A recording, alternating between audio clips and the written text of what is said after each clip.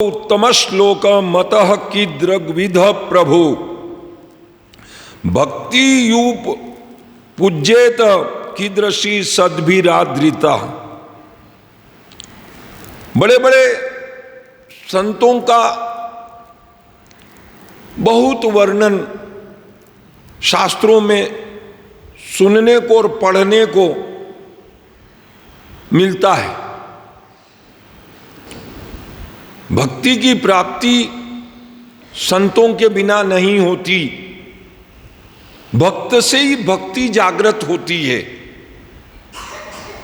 खाली मंदिर देखने से या तीर्थ घूमने से, व्रत उपवास करने से वह भक्ति जागृत चेतन नहीं होती जो किसी भक्त की भक्ति देख करके जागृत होती है। किसी संत का संग करने से भक्ति जागृत होती है। तो प्रभु कृपा करके हमें समझाइए कि हम कैसे संत का सानिध्य करें, कैसे भक्त को पहचानें, उनके क्या लक्षण उपलक्षण होंगे जिससे हम उनका संग करें। उद्धव जी भगवान से यह प्रश्न कर रहे हैं कि लाक्षणिक रूप से, लक्षण के रूप में हम संत को पहचाने तो उसकी क्या क्या नियमावली होना चाहिए कि ये लक्षण वाले संत होते हैं। यूनिफॉर्म, ड्रेस कोड, तिलक छापा, माला कंठी, ये सब भगवान उद्धव को नहीं बता रहे हैं और न उद्धव ने पूछा है। उद्धव ने तो कहा लक्षण, स्वभाव और उनका जो अंतर मन है उसका परिलक्षण, भावार्थ मालूम पड़ना चाहिए कि ये भक्त हैं और ये जगत हैं, क्योंकि दोनों मिले जुले हैं। जड़ चेतन गुण दोषमय विश्व कीन करतार, संत हंस गुण गहई पय परिहरिवारी विकार। हंस दूध में से दूध निकाल लेते हैं, पानी को छोड़ देते हैं।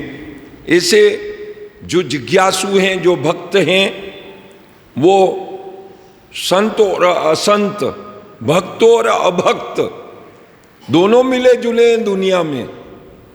तो उनमें से उनकी हम कैसे पहचान करेंगे, इसका आप कुछ लक्षण हमको कृपा करके बताइए, क्योंकि आपसे ज्यादा विभक्ति कोई और नहीं कर सकता। त्वम ब्रह्म परम व्योम पुरुषः प्रकृते पर अवतीर्णोसी भगवन स्वेच्छियोपात पृथक वपु। आपने अलग से धर्म की स्थापना, साधु जनों की रक्षा करने के लिए और दुष्टों का नाश करने के लिए यह मनुष्य शरीर धारण किया। तो आपसे बेहतर हमको और कौन मार्गदर्शन करेगा, साधु असाधु का, संत असंत का। भगवान बड़े अच्छे लक्षण बताते हैं और कहते हैं सर्वदेही नाम सत्य सारो अनवद्यात्मा समः सर्वोपकारक। सब में एक ईश्वर को देखे वो संत है, भक्त है।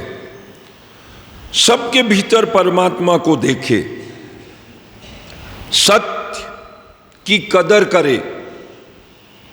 जैसे दुनिया पैसे वाले की कदर करती है,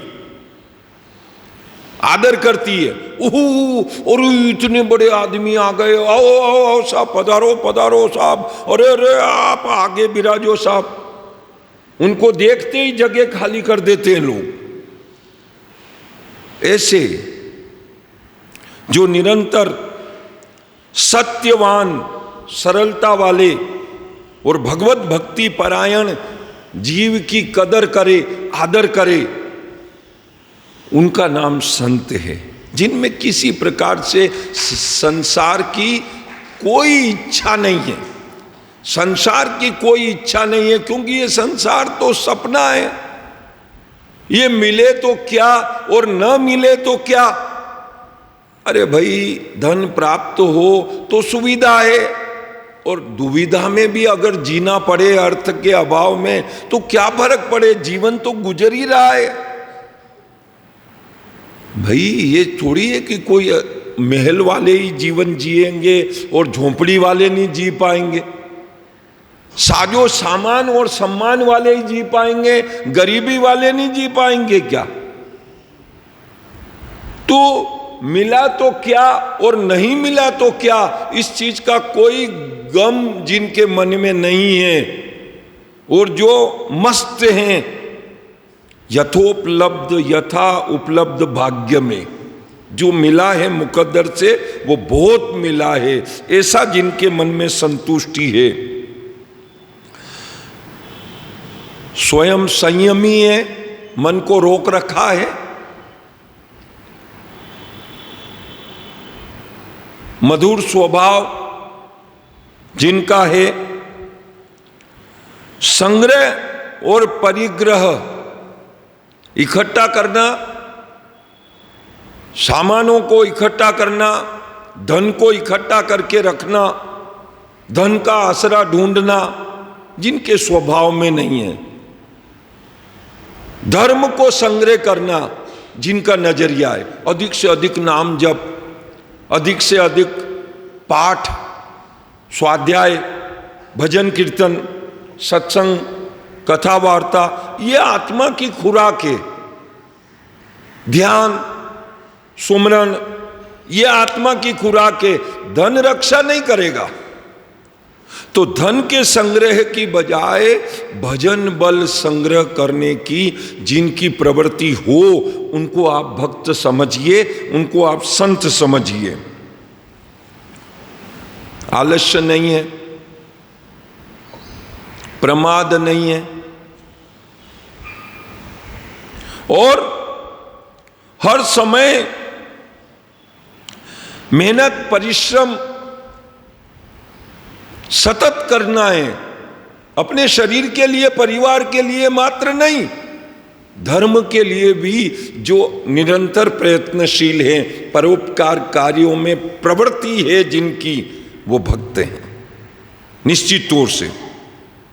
फिर कह रहे हैं, निरंतर जिनके मन में किसी भी प्रकार का सांसारिक स्वादों के वश में अधिक भोजन न कर लें, जिसमें न बैठा जाए, न भोजन की पचावट हो, ऐसा अतिरिक्त भोजन न हो, केवल न्यूनतम जिससे शरीर चल जाए।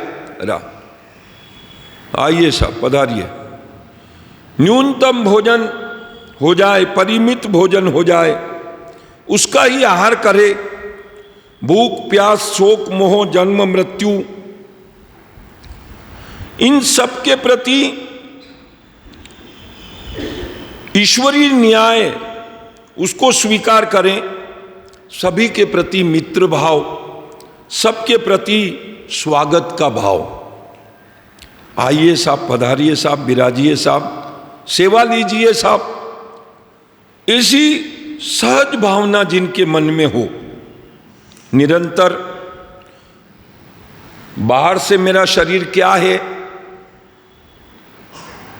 बाहर से मेरा शरीर क्या है और बाहर से मेरा भाग्य क्या है, मेरा भवन, मेरा मकान, मेरी जमीन, मेरी जागीरी, मेरा होदा, मेरा परिवार, इसका जो घमंड न करे।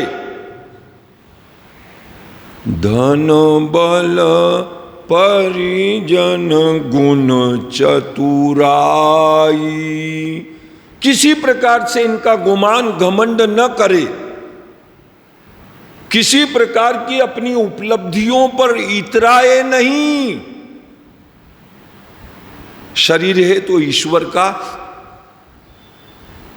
तरक्की है तो पूर्व जन्मकृत स्वभाव और उस स्वभाव से उपार्जित ये सारी तरक्की है। तो ईश्वर प्रदत्त गुण है, धन्यवाद उस ईश्वर का है, अहंकार अपना नहीं है। ऐसा जो माने वो भक्त होता है। निरंतर परमात्मा के प्रति अनन्य भाव हो, परमात्मा की पूजा प्राथमिकता से करें, प्रणाम प्रथम भगवान को करें, सेवा शुश्रूषा भगवान की नियमित करें। कुछ नहीं करना ऐसा न सोचें, करना चाहिए जो अपनों से यथार्थ बन सके वो करना चाहिए। और निरंतर कुछ नहीं करने का है तो ध्यान तो किया ही जा सकता है, शरीर से किया जा सकता है, वो शरीर से करो। और शरीर से अगर नहीं हो सके, शरीर से नहीं हो सके तो ध्यान से करो। भाई शरीर लाचार है तो मन तो खुला है ना, मन के द्वारा ध्यान किया जाता रहे निरंतर। कथाओं में प्रेम, कीर्तन में प्रेम, कोई पाठ कर रहे हैं तो उनके पाठ श्रवण में प्रेम, कोई यज्ञ कर रहे हैं तो उनकी यज्ञ की जो मंत्र ध्वनि है उसको श्रवण करने में अहोभाव, यानी भगवत संबंधी जितने भी कर्म हैं उनसे प्रेम करें। और जो भी अपने पास उपार्जन आ रहा है उसमें से कुछ नारायण अर्पण, कुछ का मतलब आप समझ ही गए, थोड़ा बहुत, सब कुछ भेंट कर दो ऐसा नहीं कहा। कुछ जो भी मिला है आपको उसमें से कुछ भगवान को अर्पण करें।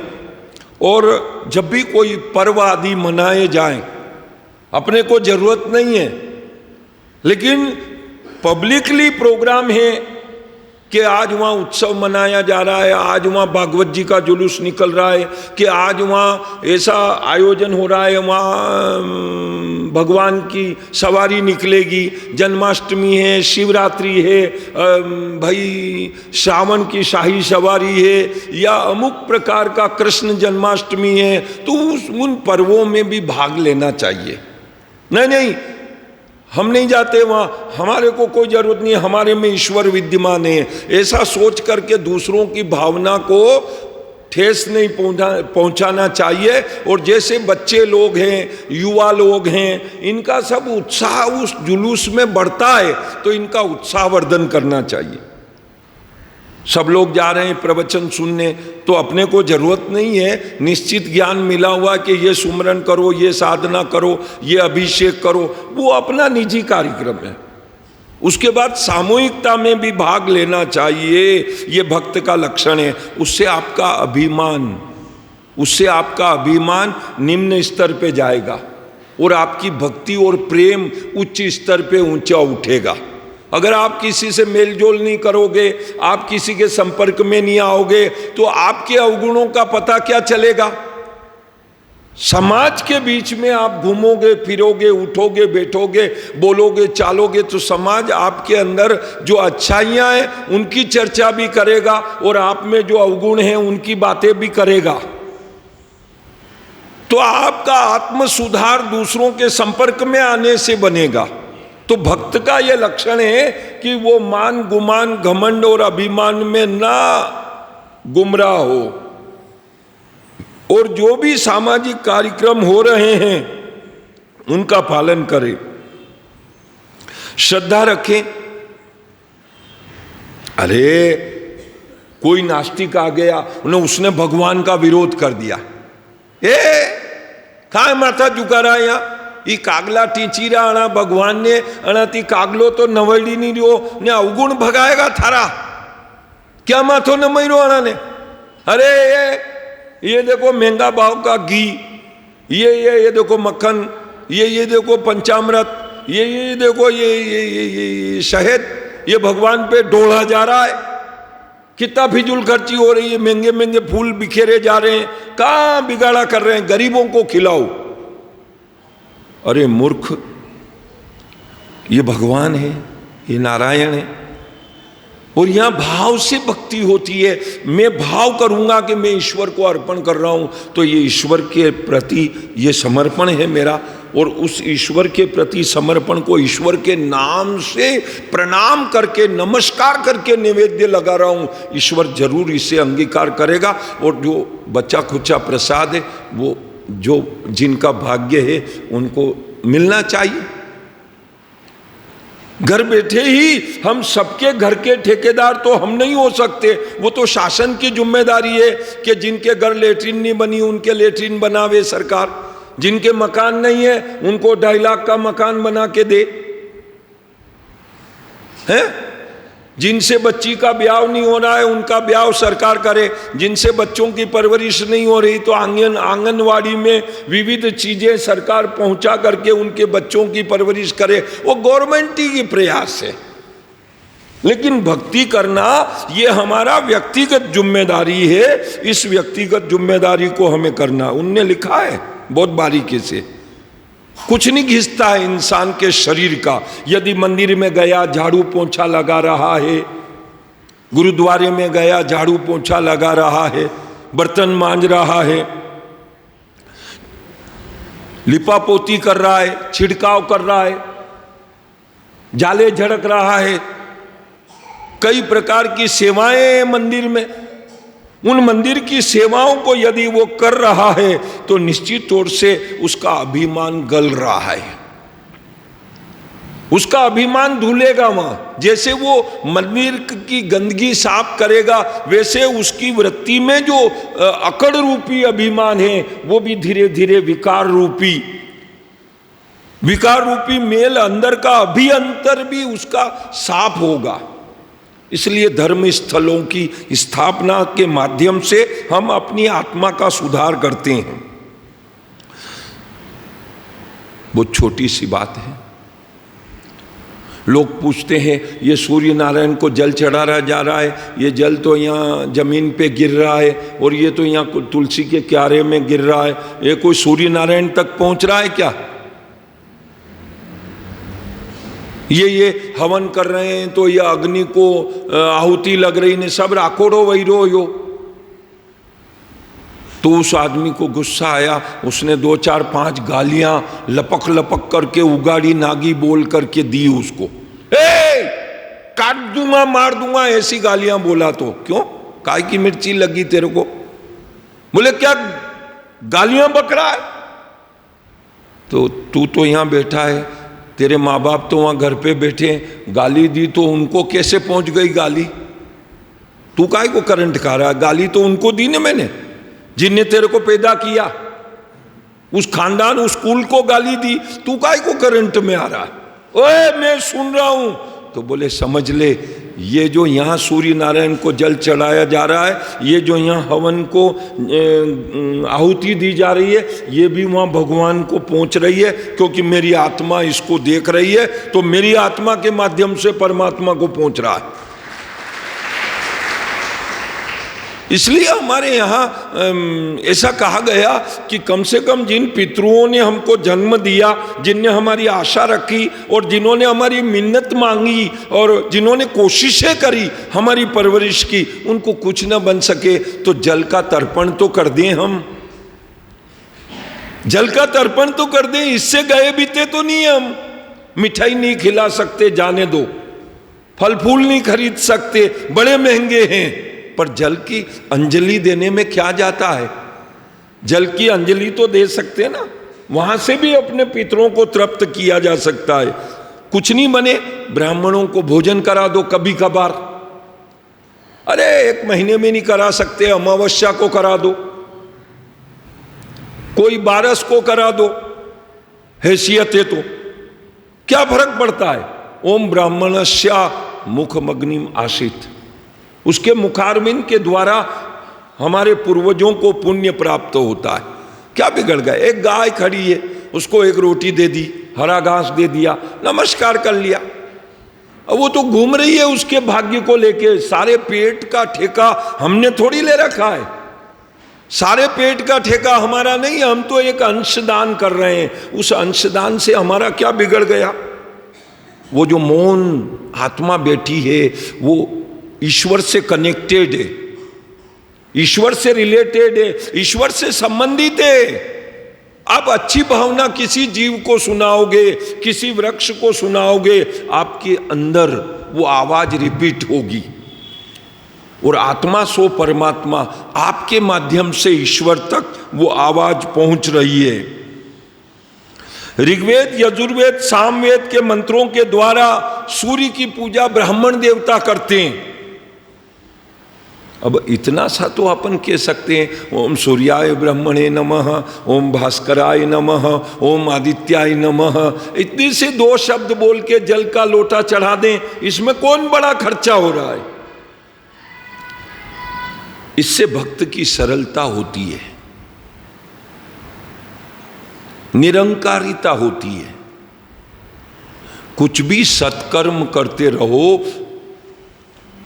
कुछ भी सत्कर्म करते रहो, इन सत्कर्मों के करने से ही,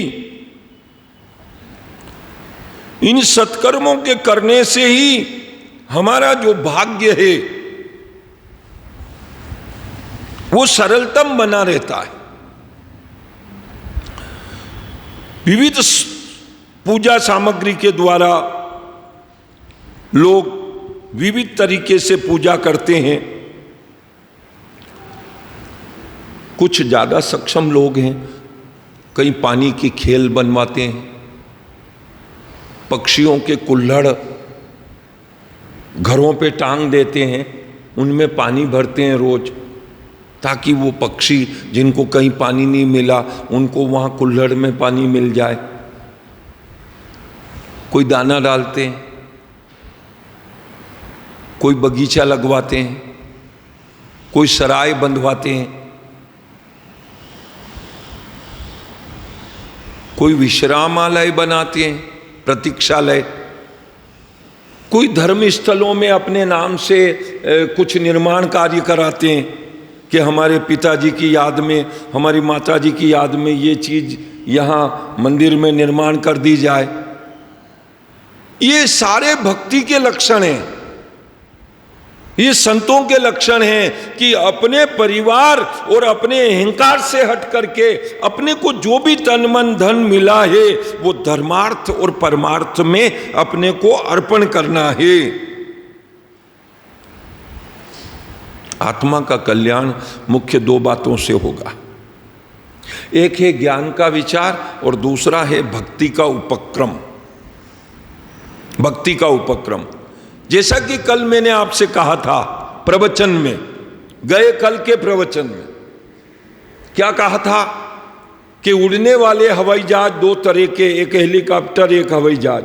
आधार जमीन है, जमीन पे ही आएंगे, जमीन से ही जाएंगे, हवा से हवा में ही थोड़ी मुकाम रहेगा। इसी तरह 2 प्रवेश द्वार नहीं है, एक ही है। ज्ञान के अंदर आप ध्याननिष्ठ बनोगे तो भी सत्संग करना पड़ेगा, वो क्रम वाली भक्ति करोगे, वर्णाश्रम धर्म की और गृहस्थ पालन की प्रक्रिया से भगवान तक जाओगे तो भी आपको सत्संग करना जरूरी है। प्रायेण भक्ति योगेन सत्संगेन विनोद्भवः नोपायो विद्यते सद्यंग्र ग्रायणम ही सताम महत्।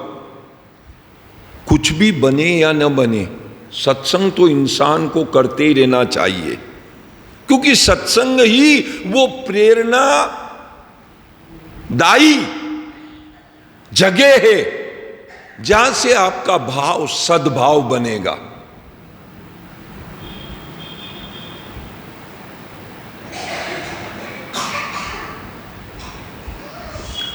एक आदमी ने कहा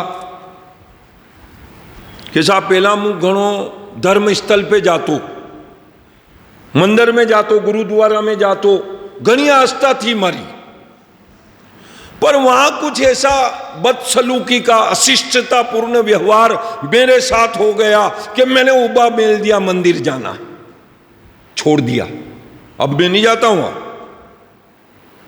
मैं पहले वहां की स्तुति करता, नमस्कार करता, सेवा करता, खर्चा करता और जरूरत पूर्ति सहयोग भी करता, लेकिन अब मैं निंदा करता हूं, अब मैं आलोचना करता हूं और अब मैं बुराई करता हूं, वहां की कमियां ढूंढता हूं और कमियां लोगों को बताता हूं और कहता हूं कि वहां गलत व्यवस्थाएं जुड़ रही है, तो वहां जाना व्यर्थ है।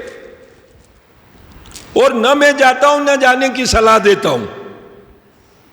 वहां का वातावरण मेरी दृष्टि में शास्त्र परक नहीं है, शास्त्र के विरुद्ध व्यवस्था है वहां की, और मैं खुद भी नहीं जाता हूं, दूसरे को भी नहीं जाने की सलाह देता हूं। अब यहां प्रश्न उठता है कि आप कई वेद भगवान हो, कि आप पुराण भगवान हो, कि आप कई संतवाणी हो, या आप कई महापुरुष हो। आपको दो कहिए, आप खाली मन का गुलाम हो और मन का विकारा के अधीन हो। जब तक आपको मान सम्मान मिल रहा था, आपके हाथ में अधिकार थे, तो आप वहां के सिरमौर थे अमुक संस्था के, मैं चला रहा हूं और मैं वहां भागीदार हूं। आपके अहंकार की खुराक पहुंच रही थी।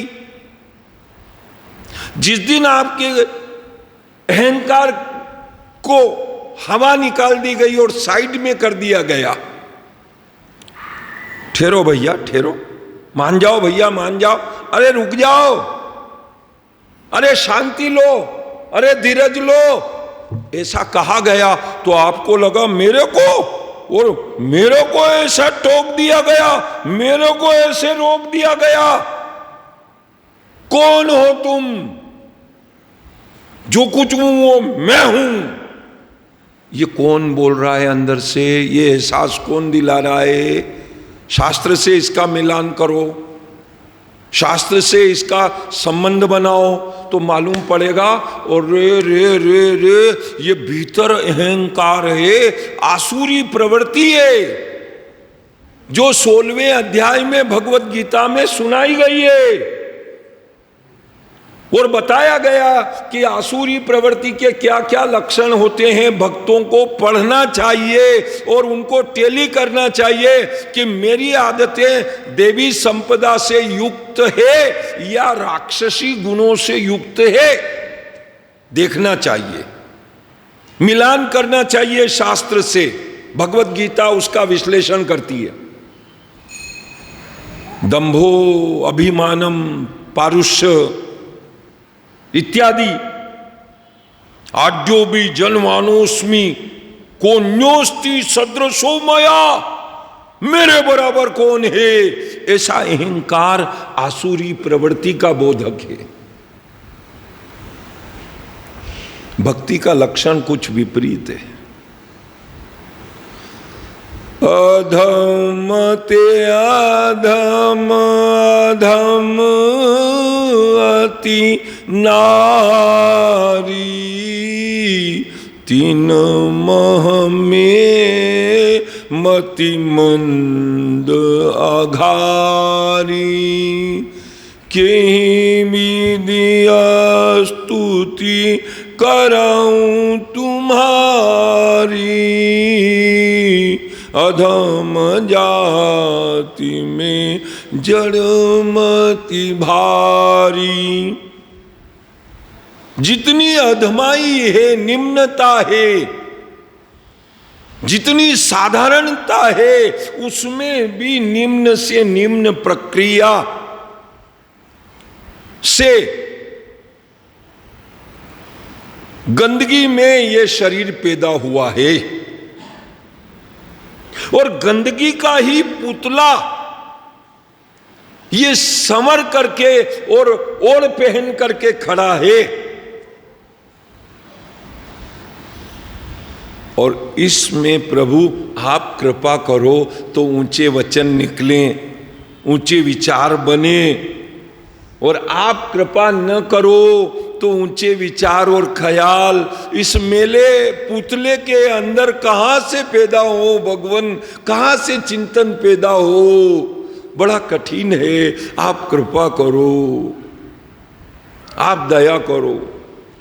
बरी बरी उदर विषय संग धायो, भरी भरी उदर विषय संग धायो, जैसे शूकर ग्रामी। क्या कहा? जैसे शूकर ग्रामी, मौसम कौन कुटिल खल कामी, मौसम कौन कुटिल खल स्वामी।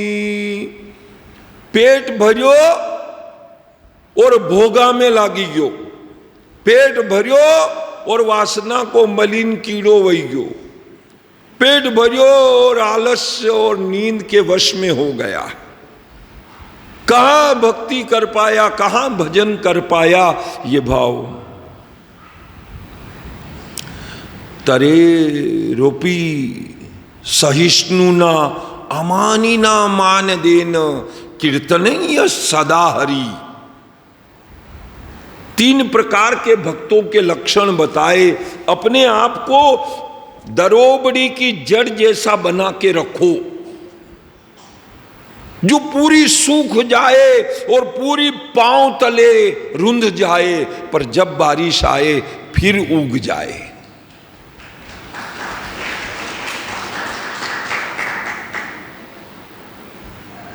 जिनका समाज में तिरस्कार है, जो घृणित हैं, उनका भी सम्मान करो और उनका भी आदर करो, उनको भी अपमानित मत करो, उनको भी अपमानित मत करो। यहां तक लिखा अमानी ना मान देना, जिनकी कहीं इज्जत नहीं है उनको भी आवश्यकता की पूर्ति करो और हाथ जोड़ लो। दरिद्र नारायण की जय हो, दुखी नारायण की जय हो, दीन जन की जय हो। दान किया, हाथ जोड़ा, ललकार के तिरस्कार करके नहीं करना उनको कुछ भी, अपमानित, कुछ दे लेके निपटाओ। सीताराम, ये होना चाहिए। कीर्तनीय सदा हरि, सुबह शाम 8 याम यही नाम लिए जा। काम क्या है अपने पास?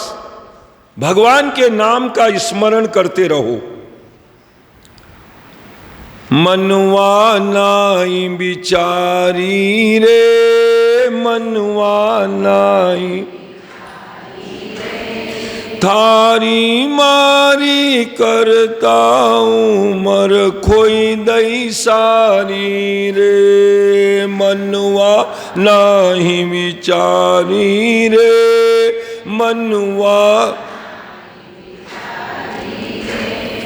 थारी मारी करता उमर खोई दई सारी रे, मनवा मनवा नाई। गर्भवास में अरज करी जब भयो भिखारी रे, गर्भवास में अरज करी जब भयो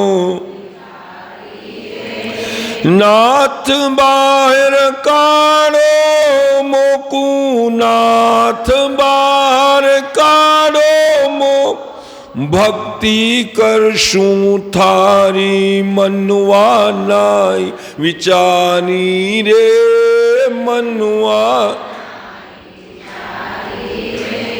थारी मारी करता उमर, थारी मारी करता खोई दई सारी रे, कि मनवा नाही विचारी रे।